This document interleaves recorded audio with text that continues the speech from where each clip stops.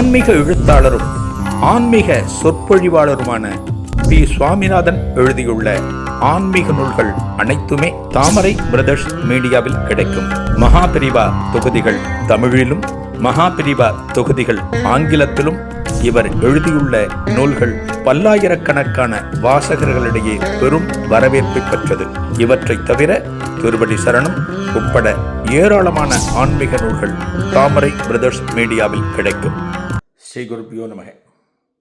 ஓம் காஞ்சிவாசாய வித்மகே சாந்த ரூபாய திமகி தன்னஸ் சந்திரசேகரேந்திர பிரச்சோதியாத். எல்லாருக்கும் நமஸ்காரம். மகாபெரிவா மகிமை யூடியூப் சேனலில் பெரியவா தொடர்பான அனுபவங்களை நம்ம நிறைய பார்த்துட்டு வரோம். இப்போ நம்ம பார்க்குறது பிரம்மஸ்ரீ வேதபுரி மாமா தொடர்பான ஒரு அனுபவம். அப்பா ஊரில் இருக்கார், எஸ்ஐனூரில். அங்கேருந்து தபால் வருது, அப்பாவை கவனிச்சுக்கணும், ஊருக்கு வரணும் அப்படின்னு.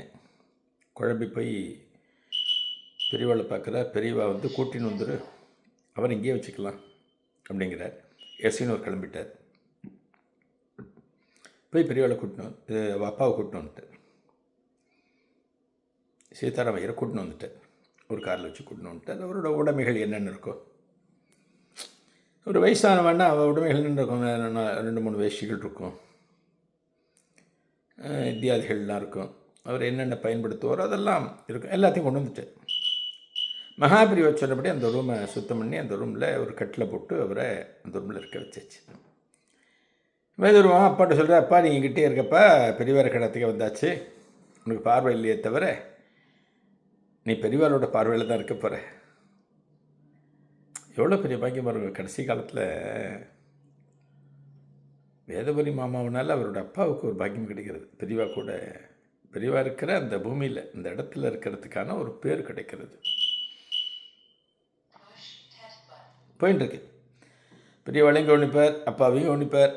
ரொம்ப டைட்டாக இல்லை, சாதாரண மகாபெரியவாட்ட கைங்கரியம் பண்ணுறது, பெரியவாளுக்கு சுசூஷை பண்ணுறதெல்லாம் சும்மா கிடையாது. அதெல்லாம் பொறுமை இருக்கணும், ஞானம் இருக்கணும், அறிவு இருக்கணும், சமயோச்சிதம் இருக்கணும், எல்லாமே இருக்கணும். பெரியவாட்ட வேலை செய்கிறதுங்கிறது சாதாரணம் இல்லை, எல்லாமே இருக்கணும்.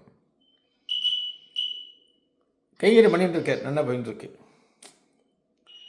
இந்த இவருக்கு சீதாராமையருக்கு என்ன ஒரு விஷயம் அப்படின்னா, நடுராத்திரி 12 மணிக்கு அவருக்கு பாத்ரூம் போகணும். தான மணி அடித்தது மாதிரி 12 மணிக்கு வேதபுரி அப்படியே குரல் கொடுப்பார். படுத்துன்னு இருக்கிற வேதபுரி காதில் விடும். அப்பா இதை வந்துட்டோம்ப்பா. எழுந்து வேகமாக வருவார். அப்பாவை கையை பிடிச்சி பாத்ரூமுக்கு கூட்டின்னு போவார்.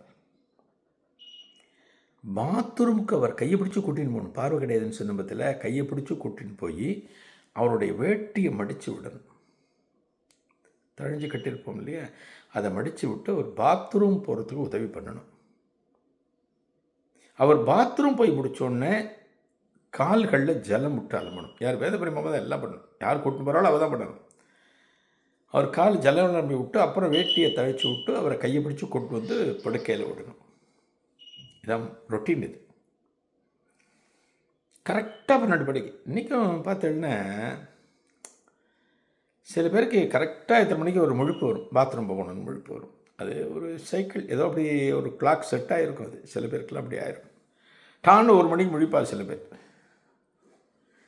முழிச்சானாலே 1 மணி தெரிஞ்சுக்கலாம். அந்த மாதிரிலாம் சில பேர் உண்டு, அதெல்லாம் பழக்கங்கள் உண்டு. அதெல்லாம்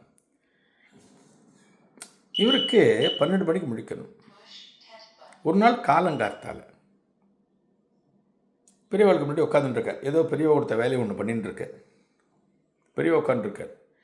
பாலு மாமா, குமரேசன் மாமா, ஸ்ரீகண்டன் எல்லாமே இங்கே இருக்கார். எல்லாம் அவாவா பெரியவா கொடுத்த வேலையெல்லாம் பண்ணிட்டுருக்கார்.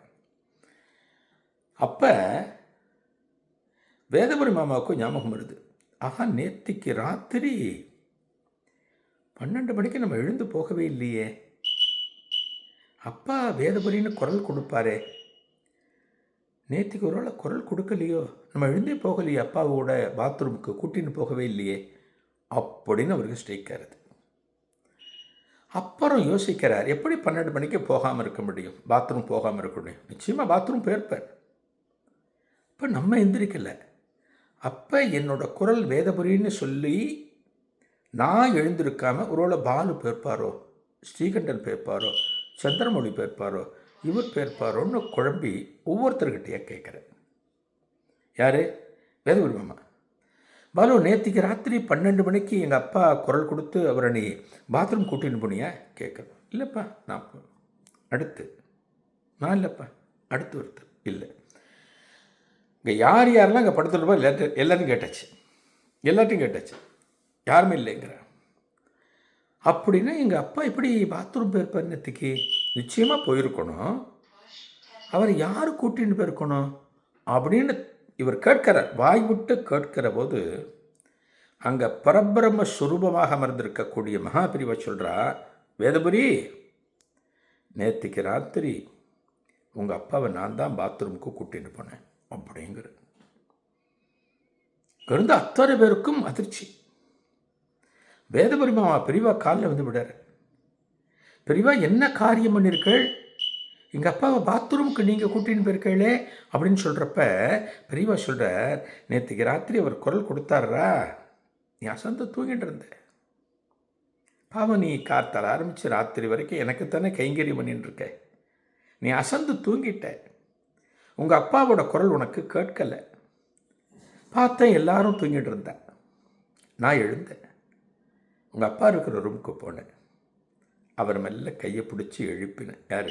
மகா பெரிவாருடைய கரம் பட்டு அவர் மெல்ல எந்திரி. அவருக்கு தெரியாது, பார்வை இல்லையே. சத்தம் போடாமல் அவர் பாத்ரூம் கூட்டின்னு போகிறார். அவருக்கு வேஷ்டியை தூக்கி விடுறார் பெரியவர். அவர் பாத்ரூம் போக வைக்கிறார். போன பிறகு அவருடைய காலில் பெரியவா ஜலம் விடுறார். கூட்டின்னு வந்து பெட்டில் படுக்க வைக்கிறார், கட்டில் படுக்க வைக்கிறார். இது எல்லாத்தையும் சொல்கிற. எப்படி இருக்கும் வேதபுரியோட நிலைமை அந்த சமயத்தில்? மனநிலை பாருங்க. நம்ம காத்து ரட்சிக்கிற குருநாதர், நடமாடும் தெய்வம், வேதபுரி மாமாவோட அப்பாவை பாத்ரூம்க்கு கூட்டிட்டு போய் அவரை பாத்ரூம் போக வச்சு அவருடைய காலில் ஜலம் விட்டு கொண்டு வந்து இங்கே பழையபடி படுக்க வைக்கிறார்னா அந்த குருநாதர் என்ன சொல்ல முடியும்? அவர் எழுப்பலாமே, வேதபுரி போடா, அப்பா கூப்பிட்றா, போ போ போ எழுப்பலாம். அவர் தூக்கத்தையும் டிஸ்டர்ப் பண்ணலை, வேறு யாரையும் தொந்தரவுப்படுத்தலை. மகாபிரிவழி பண்ணுறார். அதனால தான் மகாபிரிவா மாதிரி ஒரு குருநாதரை நம்மால் பார்க்கவே முடியாது. மீண்டும் அடுத்த நிகழ்வில் சந்திக்கலாம். நன்றி, வணக்கம். ஆன்மீக எழுத்தாளரும் ஆன்மீக சொற்பொழிவாளருமான பி. சுவாமிநாதன் எழுதியுள்ள ஆன்மீக நூல்கள் அனைத்துமே தாமரை பிரதர்ஸ் மீடியாவில் கிடைக்கும். மகாபிரிவா தொகுதிகள் தமிழிலும், மகாபிரிவா தொகுதிகள் ஆங்கிலத்திலும் இவர் எழுதியுள்ள நூல்கள் பல்லாயிரக்கணக்கான வாசகர்களிடையே பெரும் வரவேற்பை பெற்றது. இவற்றை தவிர திருவடி சரணம் உட்பட ஏராளமான ஆன்மீக நூல்கள் தாமரை பிரதர்ஸ் மீடியாவில் கிடைக்கும்.